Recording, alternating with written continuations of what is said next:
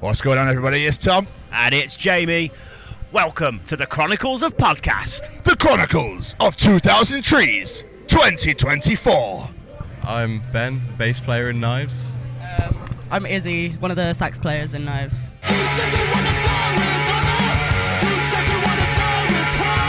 Sax players. Saxophone. I love it. Yeah, that's absolutely phenomenal. How you doing, guys? How's your personal Thursday treating you? Good. Just done, performed to, the most amount of people we've probably ever performed to. Oh, really? Yeah, 100%. Well, me personally, anyway. Oh, yeah. Can't speak for everyone, but no, it was a really good morning, really good set. Nice to play early, just get to chill for the rest of the day, watch some sick-ass bands. Yeah. Is it one of those things that concerns you? It's like, we're on at 11:30. I think at first we were a little bit like, oh, that's a really bad slot. But then after thinking about it, it's like people are going to start coming in for weekend campers. We're catching people on the way back from getting breakfast. So it's actually really good turnout. So decent. Oh my god. I think that's the thing with Trees. Is great is the fact that everyone goes oh, bands are on early. Let's just go and check them out. And obviously you're not clashing with anybody real. With anybody at the moment then as well, so obviously it's fairly decent. No, yeah, we looked at it, we were like, actually, it's a pretty good slot. Because we know, Kite Thief and stuff like that. Yeah. Maybe, I think it had a really similar slot last year, and they were like, oh yeah, it was incredible, because no one goes that hard on a Wednesday, because all the main stages open Thursday, so everyone's pretty well rested on Thursday morning, so they're up, and we were like, we can catch everyone before they get absolutely hammered and destroy themselves. And it also means we can catch, because there's so many cool bands on early. We could also just get our gig on and go see all the cool bands. So useful. With a festival show, do you change your set list up accordingly? Because obviously people might not be so familiar with yourselves, so it's what we'll just do is drop all the fucking bangers and all. You see, we go through material quite quickly for most bands, because we'll change our set list probably 3 or 4 times in the year and just constantly put in new songs. The set we're playing at the moment, I think only half of the songs are released. The rest of them are all just other songs we've had written for ages. Yeah. Because we've got a bunch of songs we're releasing next year, which we wrote a year ago. So we're just keeping the set list quite fresh. And also all of our newer songs are way better. They're just the bangers. So we're we'll put those in. Yeah, no, we just keeping it quite fresh. There's so many songs off our first EP which we don't even play anymore. We only played I think 2 from the first EP today. I think Use Hounds and 98. Yeah, and that's literally it. It's just we just keeping it really fresh. So, as a podcast, we are ambassadors for the Sophie Lancaster Foundation.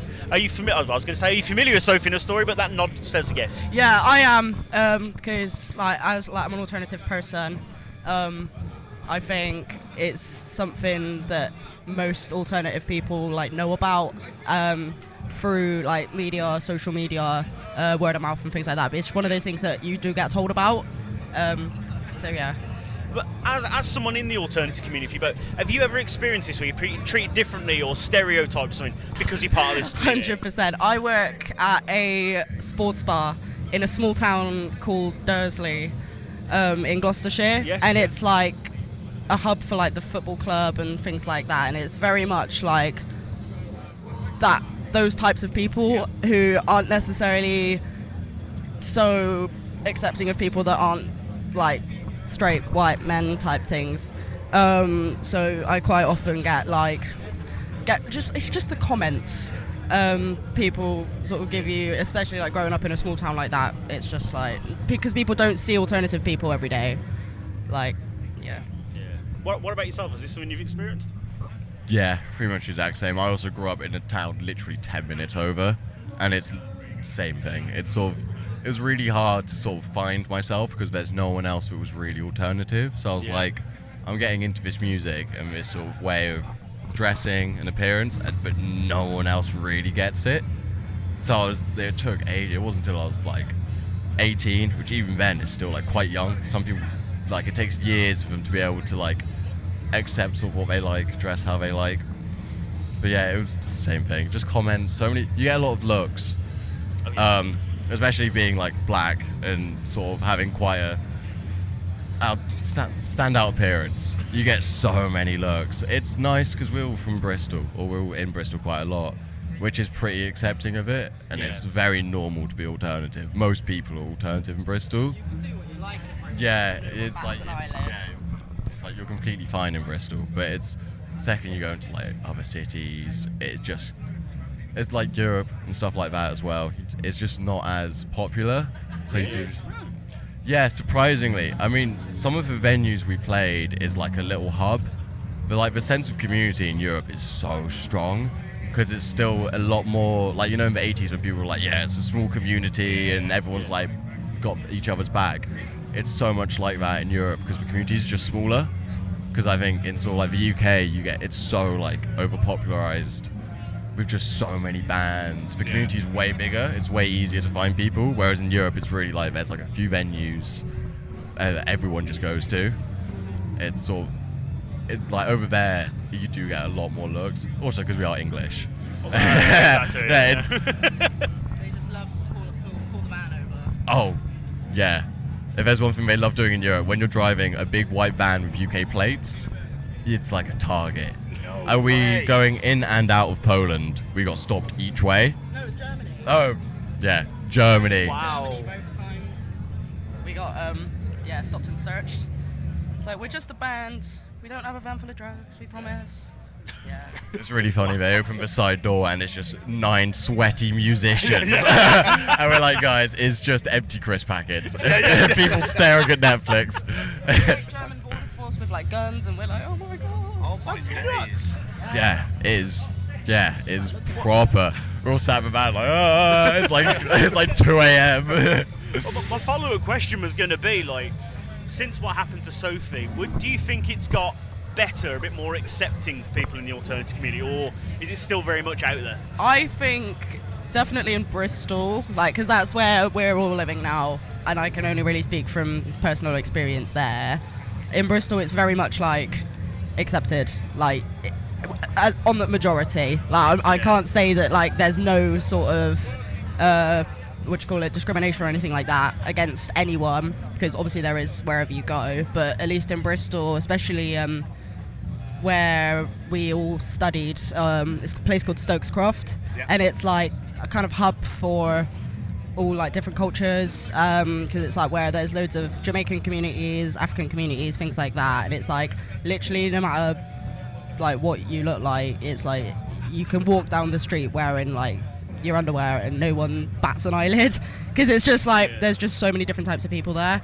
But like coming from like growing up in a small town, it was never, and I went to an all-girls school as well, and it was never like, if you looked different, it was like you were shunned. They want everyone to be the same kind of thing. So, but yeah, definitely growing up in a small town, it's like I do get a lot of looks, especially if I do goth it up sometimes, which I like to do. Not today because it's hot and I'm jumping around on stage, but like, yeah, sometimes if I sort of put a bit more effort into my appearance, it's like people will be like, oh, wow, and it's like I always get the, oh my god, your eyelashes are so big. How do you like keep them? How do you keep your eyes open? So I don't know, I'm just good at it. Your sunglasses are badass. That's all I'm saying. Thank you very much. These were my saviour when we were on tour, because it's just I was so tired, I just had to keep my sunnies on and just like pass out in the back of the van. So bringing it back to Knives, you released your latest EP in May. How was it received? Well, I'm not. It was. It was. I joined the band in January. Oh, okay. Yeah, we got Izzy in for the run of shows. Oh, okay. It really well. It's sort of this time round I got a lot more options in terms of like what we can do.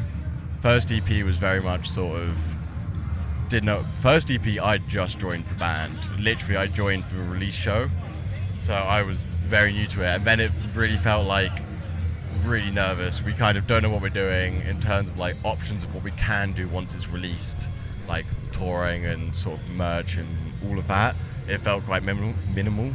But with this time round, it was like we can go to Europe, we can do a much longer Europe tour. Yeah. We can play way like bigger shows. We took our friends Deaf Girls on the tour. It was like we can like have a lot more options now in terms of like what we can do. Like we were able to put out vinyl, which was really cool. It was so cool being able to have like a physical vinyl of our EP. I was like, this is, even if it wasn't much, just cool to have it. It's like, there's just so many more things we can do now, I think, with this like second EP and the upcoming music. We're in a way better place. I think it also helps that we're really good mates with like our manager, Yeah. and so we've kind of got that. It's not formal really, like so our manager Belle, like her and Jay quite often have like a sit down meeting and actually talk business, but on the whole it's a case of like if we want to do something we can ask and we can actually realistically like try and make things happen, such as like taking one of our favorite bands on tour with us in Europe, doing like cool as fuck shows like this.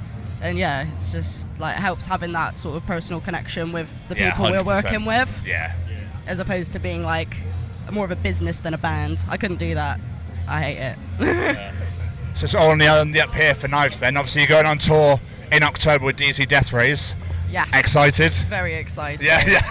Your face immediately just said everything. Yeah.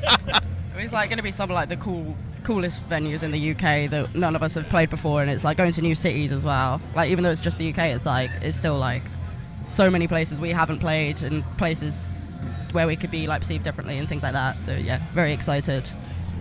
It's also, I think, one of our first proper like support tours. Like, Okay. It's like where we are doing sort of just loads of dates. Like we've Yeah. never been to Scotland. You'll love it up there.